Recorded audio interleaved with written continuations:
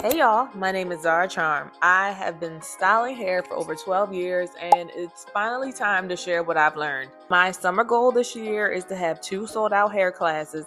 This is how I plan on doing that. Hey y'all, there's 4 steps for this to be a good class. Here's my 4 steps. Number 1, I'm going to focus on building the curriculum. Let's talk about it. So what do I want to teach? I want to teach braiding and twisting, and that includes 2-strand twist, Marley twist, Havana twist, boho twist, spring twist, human hair twist, knotless braids, boho braids, miracle knots, along with hair business question and answer, pretty much the hair tips, how to build hair businesses, things like that. So now that I have the what, I started with the what first because that then determines the who. So because these styles are a little bit more difficult for a beginner in natural hair or a beginner in braiding and twisting, I want this class to be for intermediate people, those who have an intermediate level of styling. So if you have a basic understanding of braiding and twisting, my class is perfect. If you know how to do cornrows, individual braids, flat twists, and 2-strand twists, perfect. Why did I choose these things? My audience asks a lot for braiding and twisting classes. Natural hair stylists or those who are in the natural hair industry ask more for the twisting classes, and my teens, tweens, and 20-somethings, they're the ones who want to learn the braids. They want to braid, they want the boho braids, they want the knotless braids, they want to learn how to do it, they want a little side hustle for college, they want to learn it. So I gave the people what they wanted. Now, when is my class going to be held? So because it's so much, I broke the curriculum up into 2 days. So 1 day is braiding, 1 day is twisting. And so it's on a Saturday and Sunday. And I chose that because my class isn't necessarily geared towards stylists. It's geared towards anyone who wants to learn. And stylists, most people are off on Saturdays and Sundays. So I just wanted to use that as proof, like it's open to anyone. Also, if I were to do this class for stylists only, I would pick 1 day. So I would probably take down some of the styles that we're doing, focus on maybe 2 to 3, maybe 4, and then do that all in 1 day and do a Monday, because most salons are closed on Monday. So that is just something that I would do. If you are going to host a class and you are going to target stylists, I would recommend a Monday class. Where is my class going to be held? So I want it in a classroom space. We'll talk about this a little bit more in a second, but I wanted it in a classroom setting. Then my guest count, I want at least 10 to 15 people to come. So for my venue, I want to have at least 20 people that can fit in the room, just so that 10 to 15 people can comfortably fit and move around. So what's going to happen at my class? I'm going to have mannequin heads. Everyone gets a mannequin head and supplies. They'll get access to hair, all the different hair types that we're going to use.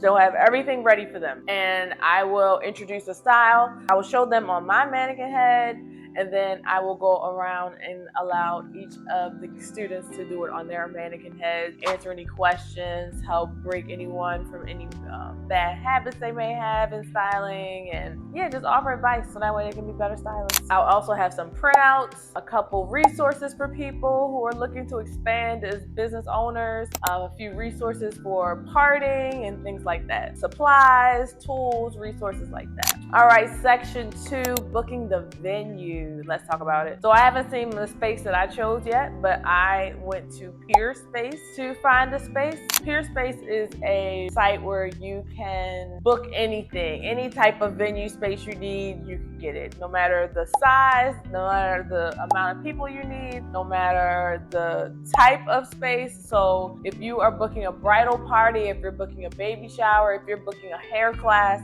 if you're booking anything, you can find what you need there. So I like Peerspace because it allows you to search based off of the amount of people that you need, service and location, things like that. And so I chose a classroom. I wanted a classroom style space. I wanted a space that welcomed outside food because I will be providing lunch. I wanted a space that was preferably hardwood floors. Now hear me out. When doing hair, it gets messy.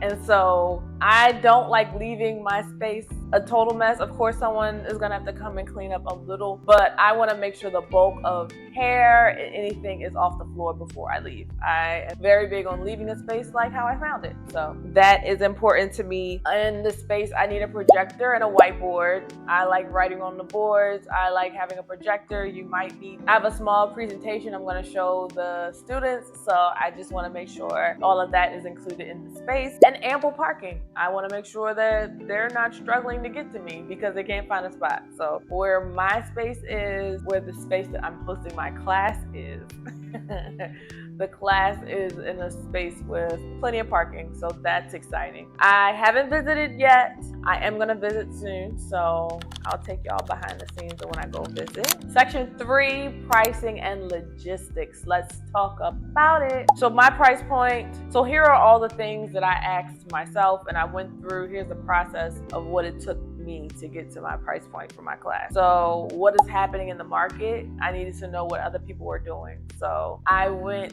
through 15 to 20 different flyers for other hair classes, braiding classes, twisting classes, natural hairstyling classes, all throughout the US, so throughout different places. And I got an average of what people were spending, what the classes cost, what people were offering, and I used that as a base for my decision. Not the complete thing, but that is a small section of how I made a decision. You don't want to overprice yourself and what you're offering based off of the market. So next, I compared what others are offering to what I'm offering, and I listed all of the things that make my class different than what others are offering, so that way I can base off what my worth is for this class. Also, this is the first time I'm teaching this version of this class, so that's included in all of the tallies of how to price this class. But my class is different because I'm offering so many different style options. I'm going through tons of different hair options. Many classes, they focus on just 1 to 2 skills. We're going over almost 16 different skills over 2 days. That's a big deal. So I'm offering a lot. I'm giving a lot of value to the people who come to my class. And then what also went into the decision making for the price point is there something else that I'm going to offer afterwards, right?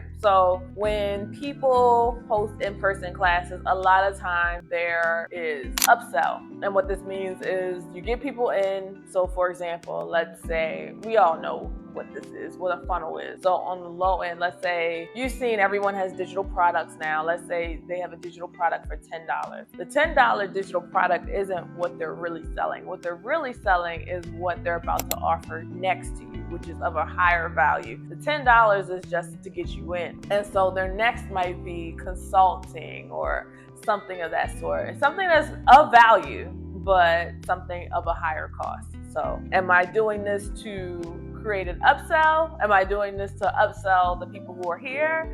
Am I doing this as a one-off thing and am I going to leave it there? I am going to offer something because I have so much to give. I want to teach everything I know. It is time. So I will offer my students options to, let's say they want to build their business, or let's say they're ready to open a salon. Let's say they're ready to start a product line. Let's say any of these things I have done. And anything that I don't know, I can direct them to people who do know. So I have all of this knowledge ready to give. Even if they just want to learn new styles, learn more styles, want more one-on-one time with me, I'm going to offer that at the end of my class. So that is also a part of how I position my price point. Last one, number 4, marketing. How am I marketing this class? So I just started marketing this class maybe 2-3 weeks ago. I started number 1 with Facebook ads and number 2, social media. Facebook ads, I put in a little under $250 and I was able to book 3 people off of that, and that's amazing. The ads work, guys. The ads are working. I am lucky because ads don't always work, but this time they are, and for that we are grateful. My ads are very simple. It is a picture of the flyer for the hair class, and then there's another one that is a video of showing off the different styles that are offered in the class. They both go into a section where you put in your information, and then I call people, check to see if they want to book the class. I give them more information, and then we go from there. And so that is how I have been booking clients for this. Absolutely amazing. I love Facebook ads. Next is social media. Instagram is my biggest, most active platform. It is working. I booked several people for my July class because of it. These are people who are, this is my warm audience. These are people who are familiar with me, whether they've been clients of mine, whether they're stylists who follow me and we just support each other. These are people who are already familiar with me. So Instagram, Facebook, and TikTok, with most of my people coming from Instagram, it is working. So what would I change? So I haven't hosted my first class yet, so we're still in the process of playing this out, see what works. But what I will say is I'm going to change how I put people in the system, how I take payments. Right now, it goes from, I have a landing page that directs people to a Stripe link, and the Stripe link allows you to either pay in full, pay partial through Klarna or Affirm, or pay $100 deposit as a partial payment. I liked it because I wanted people to use Klarna and Affirm as an option, but people aren't even using it. They are just doing the $100 deposit. So I'm gonna go and use Acuity, which is the booking system I use for my clients. There is a classes set up there, and I can just offer people to pay the $100 deposit. All the information is there, because what happens is after they book on Stripe, I have to manually put them in and, hey, they booked for this class and all of that, whereas all of that would be nice and succinct and all in one place if I used Acuity. So I will. I'm going to change that soon, and yeah, that is where we are. I'm excited for my classes. I'm excited to see how this goes. I'm excited booking people. This is really fun. I'm enjoying this like a lot. So I'm gonna take y'all on the journey. This is fun. Just gonna take y'all with me. Hopefully you've got some value out of this. Like I said, I've been doing this hair thing for a while, and this is a good way if you're a stylist to increase your income without having to be behind the chair. You get to talk with more people, less effort. So, all right, y'all, that's all I got for now. I'll be back with more behind the scenes of my hair classes, all things hair. Leave a comment if this was good for you. If you have a question, if you have a comment, leave it below. I'll answer it for you. I might answer it in the next video. And yeah, be sure to like and subscribe. Share this with someone who you think can get value out of this. Check out the caption. Go to ZaraCharm.com. Be sure to check out our email list. Join the email list, and you'll get access to whenever these videos come out, or hit the bell, and that way you'll be subscribed and know as soon as my next video pops up. Thank you all for watching. Bye.